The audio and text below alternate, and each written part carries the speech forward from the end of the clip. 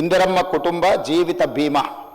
ఎవరికి ప్రమాదం వచ్చినా సిపెక్ సర్వే ప్రకారం socio economic education employment political and caste survey ఏదైతే రాష్ట్ర ప్రభుత్వం చేసి ఫిబ్రవరి 4th సోషల్ జస్టిస్ డేగా పెట్టిందో ఆ సమాచారం ప్రకారం 1,15,00,000 కుటుంబాలు తెలంగాణ రాష్ట్రంలో ఉంటే ప్రతి కుటుంబానికి ఈరోజు జీవిత బీమాను అందించి ఎవరికైనా కుటుంబ పెద్దను కోల్పోతే ప్రభుత్వం వైపు నుంచి ఒక ధీమా ఉండాలి, ఈ జీవిత బీమా ఆ కుటుంబానికి ఒక ధీమా అని చెప్పి ఈరోజు మనం నూతనంగా కొత్త పథకాన్ని కూడా మనం ప్రవేశపెట్టుకోవడం జరిగింది అధ్యక్ష.